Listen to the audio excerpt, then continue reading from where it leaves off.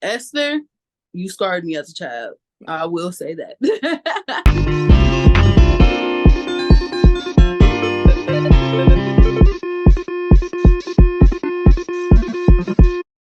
Hi everybody, welcome back to my channel. It's that 2000s girl, and today we getting real spooky.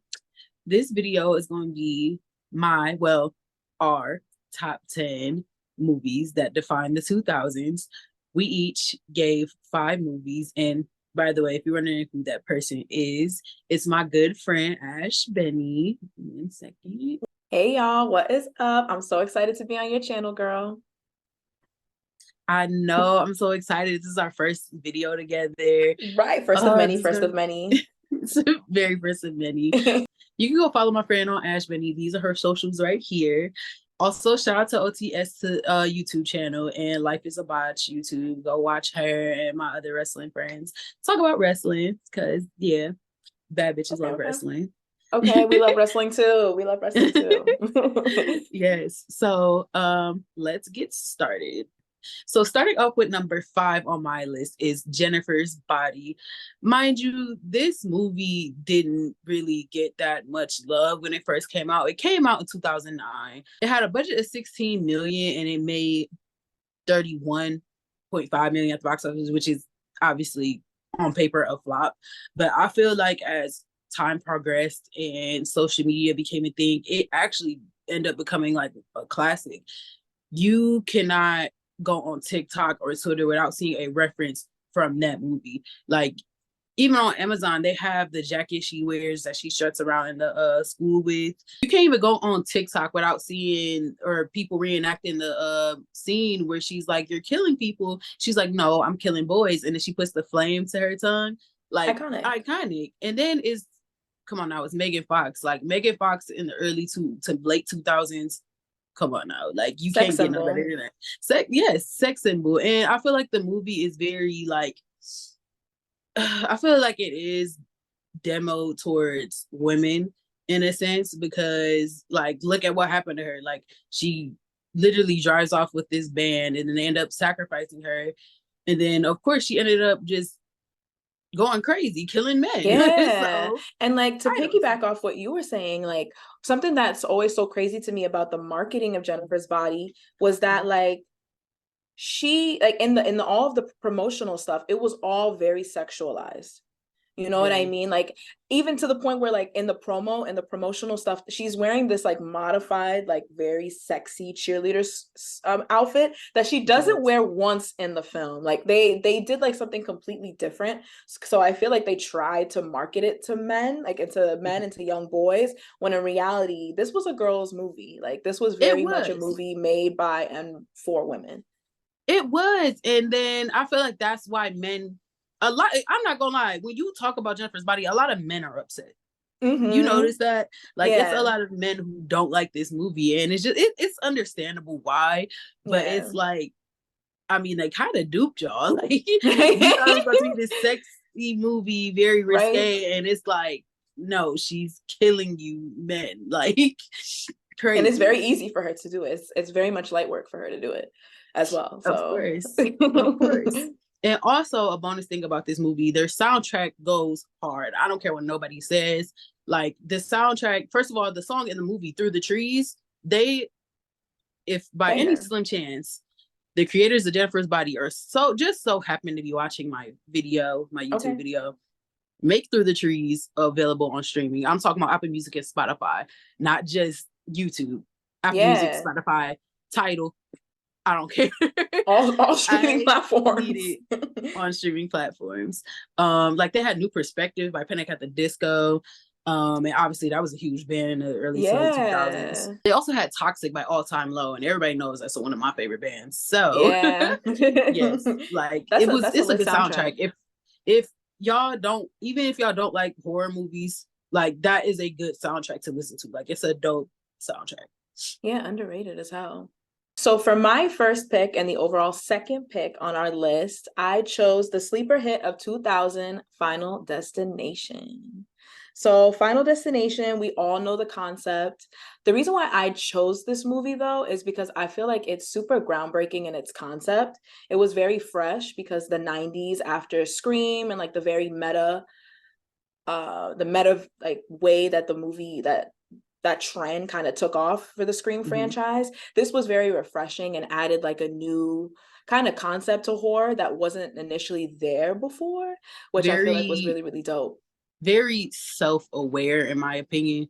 Very, very Mm-hmm. self-aware.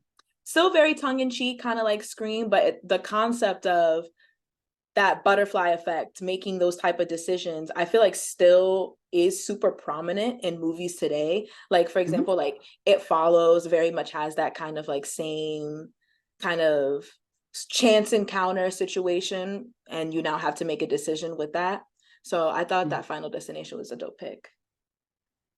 Very dope pick. And to piggyback off what you were saying, like Final Destination, y'all gotta remember from the late 90s, early 2000s, everyone was tired of slashers because Michael was near the end of his franchise, so we thought.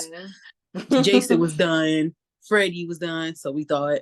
Yeah. And we needed something new. And then Final Destination comes out and just like, whoa, like this movie really makes you think. To me, Final Destination is a psychological horror. And you know me, I don't really get into psychological horror, but Final Destination really makes you think because this stuff literally could happen. But then again, it's like some of it's Yeah. so ridiculous. It's like, no, that could never happen to me. But then it's like, oh Facts. my God, like this is like Facts. And then something else that I love about Final Destination is they kind of like set up that concept in a horror movie where it's like, okay, what's the gimmick? You know, like where in the beginning, like, you know how every single Final Destination has those like iconic set pieces where it's like the grand scene where everybody dies. And then the person, it goes back into like the person's vision and they're like, oh my God, we got to get off whatever situation we're on right now.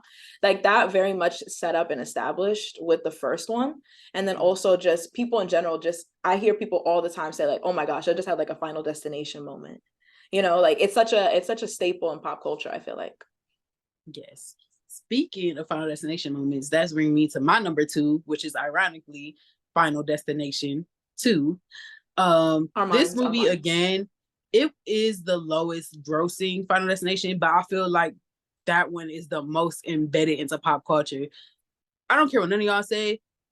When you're driving on the highway and you see logs in front of you, you move. Why? Because of Final Destination 2. And you Yo. know it's because of Final Destination 2. Let's not, like, come on now. Let's And not not play. only Let's not that, play. I feel like that Final Destination to me, as far as their characters aren't throwaway either. Like, all of them, like, really connect with each other. You felt like you knew them, in my opinion. Yeah. Whereas, like, don't get me wrong, like, the first Final Destination, loved it. Same thing with that Classic. one. But Final Destination 2 also just like it's just so realistic. It makes you like really think it's like, oh my God, like that something like that really could happen to me. And Yeah. it's just Is so that the like tanning bed one? no, that's Final Okay. Destination 3. Okay, But okay, okay, Final okay, okay. Destination 2 is with the logs and at the end where the guy explodes from the grilling. Yeah, I remember that.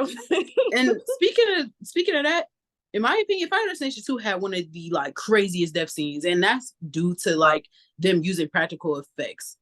Like Shout out to bring back practical practical effects. effects in horror movie. Like, don't get me Yeah. wrong, I get CGI is easier, but Yeah. practical effects really can like just make Elevate. a horror movie. Yes, can elevate a horror movie. Like with the one scene where the barbarian goes through the guy, you really thought that man was cut in half. Like, like Yeah, grated. I mean, it was grated cheese. That was crazy. literally, like it's. I'm telling you, Final Destination 2 is up there for me as far Oh, for as sure, a for sure. movie that defined early 2000s. Yeah, definitely So, the best opening of any of the Final Destination movies as well. oh yes, one of the best openings. Honestly, the whole franchise has some of the best openings in horror history. But Yeah, sticks with Final you. Destination 2 with the logs forever Iconic. embedded The in Gen motorcycle? Zers head. Mm. See, now we're getting Mm. into Final Destination Devs, which is gonna be like a whole different Right, movie. Like right. I promise you. Now we just I why promise we you. just break it down. Yeah. I promise you. But that is one of my favorite Final Destination movies, and I feel like it defines the early 2000s. Definitely. For So sure. Okay. So my next pick for a movie that I feel like defined the 2000s in terms of the horror genre has to be Saw. Like 100%. The concept is genius. Again, it was super unique and refreshing for the time. They made it in 18 days, which to me, like to make a movie in 18 days is takes a wild. lot of skill. Wow. And like the movie I like had $1 million budget and overall grossed $300 million in the box office. It was definitely one of the biggest hits of that year. And I feel like it also created like a new subgenre. Whether you want to debate whether or not what, I'm TP, I don't want you to get demonetized on your channel. Yeah, you know what I mean. But the adding that subgenre and making that into mainstream like mass media was definitely something that I feel like general audiences were ready for at the time, and I feel like appreciate more as time goes on, because again with like the gimmicks of the traps and the plot twists, the major plot twists, and all of the one set, like the entire movie and all of those things. Like there are a lot of things and tropes that go into a Saw movie that have for years and years even after the fact. So I definitely had to go with Saw for my next pick. Saw is definitely a good pick because, in my opinion, Saw really started that whole, like, Saw and Final Destination really started that whole psychological horror and plot twist and like making you think, Yeah. because he was literally placing traps on these people, and meanwhile we're like, what the hell? But meanwhile it's because they didn't appreciate life, and he's this guy that comes from this terrible background, and just like crap just kept happening to him. So he's like, all right, bet I'm gonna take matters to my own hands, and I'm gonna make y'all appreciate life. And now it's just a whole sequel. We're 10 movies in now. 10 movies in, like, Saw is really up there, and it really did define the 2000s. Like, I don't know anybody that hasn't seen Saw. Facts. And even if you have, when you see the screenshot of the two guys in that bathroom, you know what movie it is. Yeah. Like, and that plot twist, it sticks with you. It sticks with you. We're not gonna spoil it for people who still haven't seen it, or still getting into horror. But trust me, Saw has some of the best plot twists like in horror history. Like, it's a roller coaster ride. It's a roller coaster ride. And then also, like, shout out to Saw for like establishing kind of the blueprint for the franchise, like model. Like a lot of companies nowadays, like Marvel, DC, Star Wars, they all use that franchise model that Saw kind of Let's get into it. You know what I'm saying? So shout out to Saw. Love Saw. So speaking of plot twists, brings me to my next movie, Orphan. Let me tell y'all about Orphan. It came out, I want to say 2008, 2009. Okay. Mind you, again, it wasn't a box office hit, but I don't care what anyone says. When you watch that movie and the plot twist is revealed, you're shook. Like, yeah, it was literally them taking in this little girl, and then weird crap keeps happening, and then you soon realize, like, oh, okay, this little girl isn't to be played with. Like, to me, that was one of the best twists in horror history. Gagged me as a child. Gagged me down. Gagged me down. Listen, Esther, you scarred me as a child. I will say that. That's a sick girl. Like, that's a wrong lady. She knows she's wrong. Even though it wasn't a box office hit, to me, it's a cult classic. Like, yeah, I don't know, it for sure has a lasting impression. Yeah, it for sure has a lasting impression, because even when they announced Last Kill last summer, people were hyped for that movie. It didn't do like crazy numbers, but I know that the niche audience really, really appreciated it.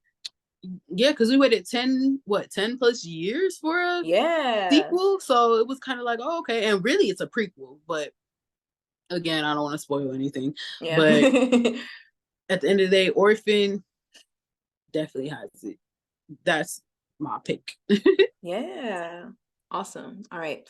So my next choice is 2010's Insidious. So I chose Insidious because I feel like original story, definitely like towards the 2010s, they were doing like a lot of remakes, a lot of reboots during that time. And that was like another really refreshing take on the horror genre. I feel like Insidious in a lot of ways kind of opened that door for like psychological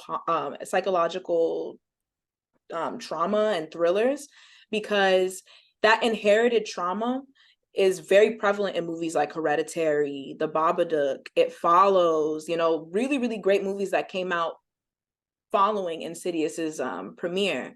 And something else that I think is really, really dope is we got a female hero, which is now something that I feel like is a big trend in horror movies that I really, really appreciate, is that we have like the female protagonist. She's not just the final girl, she's the girl that we follow, and she has an arc throughout the entire movie. And for Insidious, we had that in Elise, who is an older woman, which is also something that's not really the norm in films. And then Insidious just brought back like genuine horror, like genuine, like scary, terrifying scenes that people weren't really getting into during like the late 2010 or like the late 2000s. So Insidious is my pick for number and 5. with Insidious, I really felt like that redefined that whole like paranormal genre, because we now literally have a whole Conjuring universe. Yeah, like the Poltergeist Conjuring universe, similar to MCU. Like nobody's doing it like Insidious and Conjuring. Like that whole universe scares the crap out of me. Like movies that genuinely scares the crap out of me, Insidious is in there. And especially with the iconic scene where like she's looking at him in the red guys in the back. Oh yeah. Iconic. Classic. Yeah. So good. So good. Shout out to Patrick Wilson. Shout out to Patrick Wilson. If you're watching this video, shout out to you. Speaking of remakes, my next pick is House of Wax. Ooh. I know what y'all thinking, but hear me out. 2005. It's Chad Michael Murray. One Tree Hill is at his height. Rent was due, okay? Yeah. And he did his thing at House of Wax. It's the mid 2000s. You have Chad Michael Murray, you have Paris Hilton. Let's make a sexy slasher, okay? Right. What else is there to say? You feel me? Like, the movie sells itself. You know what? As much as people quote unquote hate that movie, you're never gonna forget that scene where that guy cut his Achilles heel. You're never gonna forget that scene. You know what scene? My foot is hurting just talking about it. You know what scene always used to gag me? Paris's death with the rod. When I was a kid, that used to gag me bad. I could not, like, I would have to sleep with my mom the night like my little cousins and stuff would play House of Wax, because I couldn't do it. Yes. And shout out to Paris Hilton, Scream Queen, you know. Okay, yeah. We love our Scream Queen. we love Paris Hilton. Yes. But regardless, House of Wax again wasn't really a big hit in the box office, but to me, it was a hit in my household. So I don't care what any of y'all say. It's a guilty pleasure for sure. You know, you always got to have some of those in the tuck. Very much so. All right. So my next pick is The Ring. In 2002, it is a Japanese J-horror remake. The reason why I chose The Ring is because I feel like this really started the West's fascination with J-horror. Like after that, we got movies like The Grudge, we got Dark Waters, and they were all super, super popular in America. You know, like the whole entire concept of the cursed woman. We saw that in Smile recently. We saw that in It Follows. And the whole entire concept of whether or not you have that choice as a human to kill someone else. I feel like that entire concept was really, really interesting for the time. And I still feel like they kind of take pieces of that storyline and put it into different female protagonists in modern day. So The Ring, the Ring scarred me as a child. Like, let's talk about it. Very much so, because when I tell you, mind you, I was born in 2000, but I slightly remember the hysteria of The Ring. And when I tell you, I have older brothers. When I tell you nobody touched a VHS tape when The Ring came out, nobody touched a blank one, I should say. I'm sorry. A blank VHS tape? Hell no. No. And it also started that trend on YouTube with, y'all know what video I'm talking about, where the guy is driving down the road and then there's a jump scare. I used to play that for my little brother. That is such a like, unlocked memory. It started that whole trend on YouTube too. Like, The Ring is very much iconic. Like, yeah, tell me why I saw both The Ring and The Grudge in theaters. Ooh, you had a rough childhood, baby. I saw things at a young age. But regardless, though, The Ring is very much iconic. It's kind of sad to see that some of the sequels, well, I don't want to say, because The Ring 2 is really good, but the more recent sequel kind of just stunk up the joint. Yeah, but because I mean, like the concept of the girl coming through the TV and like the gray, like that image is just iconic. And no matter what, I feel like they're always going to try to cash on it, even if they don't necessarily have a story behind it. So it's unfortunate. Oh, for sure. For sure. And I feel like it could have worked with everyone being on their phones and streaming and stuff. There's so many ways to modernize it. Yeah. It just didn't hit for everyone. But regardless, The Ring is a very good franchise. So shout out to them. Yeah. So this last one is probably going to ruffle some feathers. Just saying. My fifth pick is Freddy versus Jason. And I already know what y'all thinking. Oh, that movie's so terrible. First of all, the movie gets way too much hate. Right? When you think of early 2000s horror, you think of Freddy versus Jason. Don't lie. Because here's the thing. The hysteria and the press for that whole movie is iconic. What movie do you know? What horror movie do you know have two horror icons and they do a whole weigh-in? They had a press conference for the movie. They had a press conference. I love that. And you know what? We're never going to get that again because obviously with people from Friday the 13th having that lawsuit and Nightmare on Elm Street franchise being in basically developmental hell. Yeah. We're never going to get that again. First of all, like, to me, slashers, and I get it, we always have to have the protagonist, antagonist, whatever. But Freddy versus Jason was not meant to be this whole like psychological horror that everybody thought it should have been. Like when I hear people I don't want to say it. When I hear people shit all over Freddy versus Jason, it's because these characters are so annoying and they're just throwaway. It's a slasher. Right? I never understand that criticism in a slasher movie. I'm like, yeah, but they're gonna die. Like it's not like they can have an arc, but no matter what, we know this group of people are about to go through hell. So it's like, what does it matter? Exactly. The person that survived, obviously the protagonist and her boyfriend, were meant to survive. Yeah. Everybody else is Freddy versus Jason. They were going at it body for body. You really thought that these characters were gonna be like these lifelong, like besties, iconic characters? Yeah. No, it was Freddy versus Jason. We came to the theater to see these two duke it out. I don't care what she has going on, whatever. It was a great film. It did what it was supposed to do. Not only that, it made 106 million at the box office. That's crazy. Let me repeat myself. It made so much money at the box office. Like, and I get it. Some movies, how do I want to put this? And I get it though. Some people, it's not everyone's cup of tea, but in my opinion, when you think of the early 2000s, you think of Freddy versus Jason. Like, what other big movie was coming out as far as slashers? Y'all got to remember, slashers was dying out by the time of the early 2000s.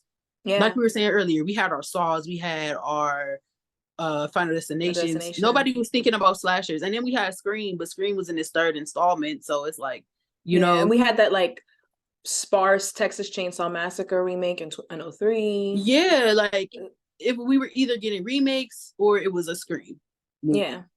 So basically, of course, at the time, Freddy versus Jason was different. Everybody knows Freddy and Jason. So why not make these two people, and the concept is duke it out? The concept is dope. Like the concept is dope because like how many lunchroom cafeteria conversations would be like, who would win, Michael Myers or Ghostface? Exactly. You know, like so like the entire concept is basically like any horror fan's dream. Exactly. And of course, for me, I'm a Michael Myers fan. Y'all know. I'm a Michael Okay, Myers fan. period. I And have the it's same like, bro, blanket. I would give anything to see him versus Jason or him versus Freddy or all three of them in a triple threat match. Like, Yeah. let's just be No real. holds And I barred. wouldn't care about none of the characters. As long as I get my Freddy versus Jason versus Michael, I don't care. Mm-hmm. And at the end of the day, I just feel like people are way too hard on that movie. It did what it was supposed to do. They got, first of all, love the kills in that movie. Yeah. We got the Shout out to Kelly iconic kill Rowland. where Jason literally stabs this man to death and bends him in the freaking bed. Iconic. We got that iconic kill. And even with Freddy, when their friend, they went to check on their friend, and like Freddy literally is like, literally burned his back, tell them Freddy's back. Like, let's just be real. Now, as far as it being a good movie for like each franchise, that's debatable. That's different. But it was good for the time, period. Yeah. Like, that's just and shout out to Kelly Rowland. Shout out to Kelly Rowland. Shout out to Kelly Rowland. Man. Okay, queen. You was in Jason's way. Had to do what he had to do. Ooh, that scene. That would keep me up. That would keep me up bad. But all right. So my last pick, I had to go with none other than 2007's Paranormal Activity. Okay, like just close your eyes, all right? You're sitting on the couch, right? You're watching maybe George Lopez just started. It's maybe like 10 o'clock. It goes to commercial break and it cuts to somebody in your local theater, a bunch of people in your local theater being like, with the hashtag tweet your scream. Like the concept in hindsight was really revolutionary. It was one of the first movies to market themselves through Twitter, which when like doing research for this video, I was like, that's crazy. And like the other one I think was like Twilight, which makes complete sense. But like the hashtag tweet your scream, they also have people like actively, like fans actively engaging with their local theaters, calling to demand that they put this movie into their theater. And the movie was made, I think, on like less than $1 million budget and made over $194 million in America alone. So the biggest movie at the time. I don't care what none of you say. Paranormal Activity. Paranormal Activity came in and disrupted the whole horror genre. I don't care what none of y'all say.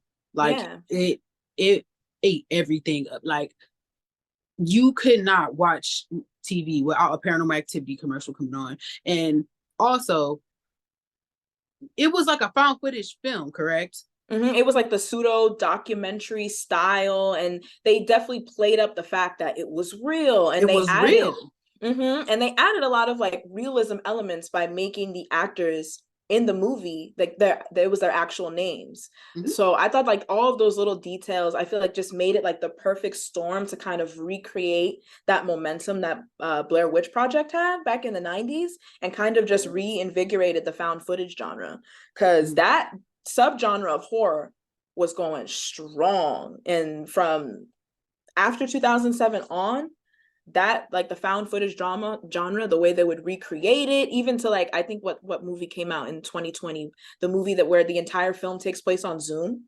like none of those things would happen without Paranormal Activity. So Paranormal Activity walks so Conjuring can run. Okay. In my opinion. Paranormal, I mean, yeah, it reinvigorated and also brought a new interest to paranormal, because most people were kind of like, it's like possessed girl, we get it. You know, she makes her head go 360, she'll vomit a couple times, we get it. But this kind of like added new layers and created a different family dynamic that made the story like super interesting, where it was like, this feels like a family I know down the street, or my family. Yes. Even. So Paranormal Activity definitely has to be one of the biggest movies that reinvigorated and like changed the 2000s genre for sure. For sure. Now, guys, we're going to get into our honorable mentions, and I'll start first. So we're going to get into our honorable mentions. I'll start first. And my honorable mention is The Strangers, that came out in 2008. Ooh. One quote that stuck out to me to this day, which honestly, one quote that stuck out to everybody in that movie is, why are you doing this? Because you were home. Yeah. If that doesn't sink fear into your heart, I don't know what does. It is a great classic home invasion movie. Well, for one, to give a little background, it's based off the Charles Manson, uh that whole thing of like, Yeah, the what is it, Sharon the Tate. 60s? Yeah. Yes, The 60s, Manson murders. 70s. Yeah. So, and it's just so it's just so realistic because a simple fact, like none of us will know what to do in that situation. Let's just be honest. Mm-mm. And Mm-mm. it's just so it's too close to home because it literally can happen to anybody Yeah, just that's because real you're at nightmare home. fuel. Yeah, that's real Just nightmare because you're fuel. at home. And like at the time, 2008, like I don't remember anything that came out that was up to par with that movie. Yeah, for Like, sure. and it spawned a lot, well, not a lot, but great sequels. The Stranger's Prayer at Night is top tier. I want y'all, please, I gotta please watch. see that. I gotta see that. Please watch it. It's really good. It's Okay. really, really good. I gotta get on my Zoom and watch that one. Gotta see it before spooky season is up, you know? Of course, before it, please, if y'all want to really, if that's y'all thing, like well, I don't want to say home invasion. Yeah. If I don't want to put it, but if you never seen The Strangers, I beg y'all to please see it. That and its sequel, it's Chef's Kiss. Like, Yeah. Facts, facts. A really, really, really good movie. Also underrated. very underrated. All right. So my honorable mention is Shaun of the Dead. I had to pick Shaun of the Dead, man, because we love a horror comedy. Love Like it. I love a horror comedy. And I feel like Shaun of the Dead, because it ended up they ended up doing like the Cornetto trilogy. They didn't necessarily stay in that horror lane. I feel like it kind of like reinvigorated a lot of things. Like, for example, I don't think that it like the vision would have been as clear for a pitch of Zombieland to marketing executives and people in like all of those big rooms. I don't think they would have gotten something like Zombieland, you know, had Shaun of the Dead not come out. And I feel like it also heightened on the zombie popularity. I feel like every couple of years people just go crazy for the concept of zombies. I don't know why, but yes. And it's like, to me, I've never been a huge zombie person, but Shaun of the Dead really actually got me into that. And like Zombieland, like when you yeah, think about it, it was always, when we think about zombies, it was always 28 days later, Day very of the bleak. Dead, you know, and Yeah. like Shaun of the Dead came in, it was just like, nah, we came here to fuck shit up. Like, Yeah, and it's it was an genuinely iconic funny. movie. Genuinely funny, really funny ensemble cast. I just love that whole Cornetto trilogy. People have to watch Hot Fuzz and The World's End if they haven't, because those are also really, really funny comedies as well. Very funny. And it's just, I feel like Shaun of the Dead really invented like the horror comedy because y'all gotta remember, Scary Movie, honestly, like to me in the early 2000s started that whole horror comedy, like parody Yeah. type of thing. And I hate to say it, by the time Shaun of the Dead came out, Scary Movie kind of fell off in a way. Yeah. So it was kind of like refreshing to see like a funny horror comedy. And then Zombieland came Yeah. out, and that was even funnier. To me, I prefer Zombieland, but I do love Shaun. Yeah, facts, facts, facts, facts. I mean, I do love Shaun. Zombieland is a classic. Woody Harrelson, come on. No, literally. So then, do you have anything else to add before we? Um, Because I no, can I don't shout think out so. y'all YouTube channel and all that. Or you know what? You want to like shout out to your like give people your socials and like. Okay, yeah. Okay, you go. All right, so you guys can find me on Instagram, Twitter, and TikTok, all at ASHBENNY. And then you can also catch me every week on the Life's a Botch podcast through OTS Media on YouTube. Yes, and by the All way, right. guys, this is not our final video together. Y'all gonna see Ash a lot on my channel, and y'all gonna see me a lot on her channel because she's an upcoming YouTuber as well. Yes. So we're gonna get into it.